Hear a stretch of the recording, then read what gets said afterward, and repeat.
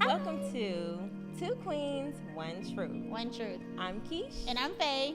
And this show is meant to empower people to seek self-love through truth.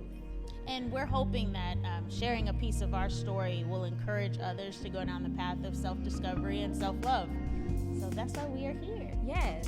So the first thing we want to talk about is self-love. What is the meaning of self-love? So Faye, what would you consider the meaning of self-love in your opinion?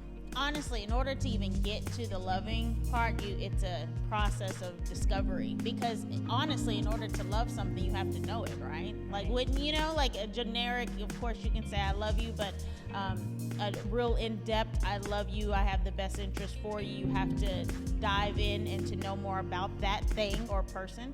So I would say that it's definitely a discovery purpose type of process. So it's not just as simple as saying, okay, well, what is it? It's more so a journey that I think I'm still going through every day. Right. I don't think it stops, honestly. Again, just discovering who you are, why you were sent here, what is your purpose in life, what are your passions. It's so broad of loving you, you know, and then you get into the wellness part and health part and mental and emotional and spiritual, you know, so sorry, I can't just get my okay. And what would you say, Keish? Well, so I had to, pretty much kind of break it down like you, and I had to look it up, and I went with self first.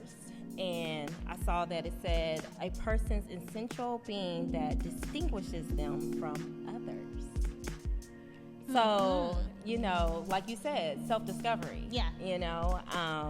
We are so in tune with just like being clones, in my opinion.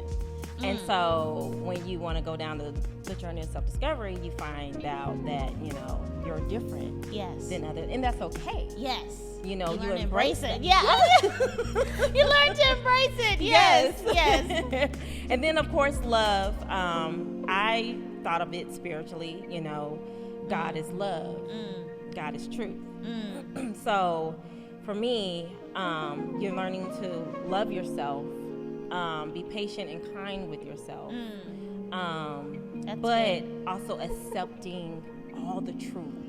And truth can be ugly and beautiful. The good and the bad and the ugly. Just looking in that mirror and being able to accept that person to say, this is where I am, this is who I am. Doesn't mean that you can't evolve and improve and all of that, but this is who I am and accepting it. Yeah, that's deep too. Yes.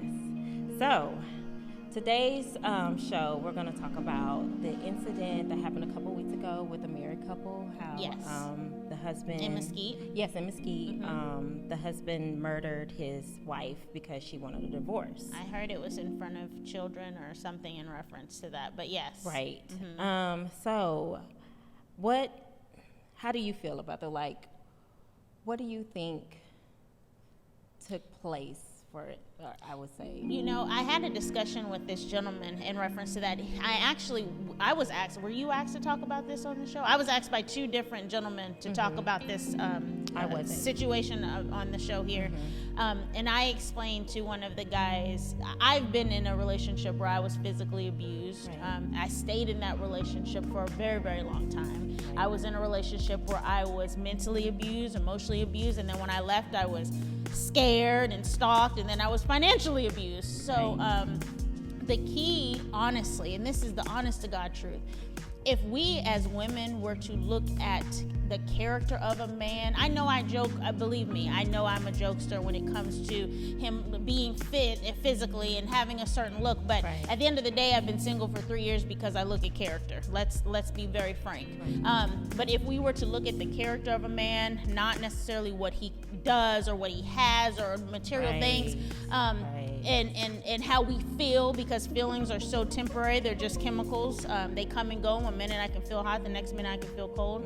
But if we were to really dive in and look at character only, I bet you, I'm willing to bet my bottom dollar that she would have seen some things in that man that she would have known not to go forward with that and produce babies and to have, and I can only say that because I've been there. This is not something that I'm assuming or anything like that. I can speak from experience, because once you're in that toxic environment, for the most part, especially when children are involved, it's very hard to get out.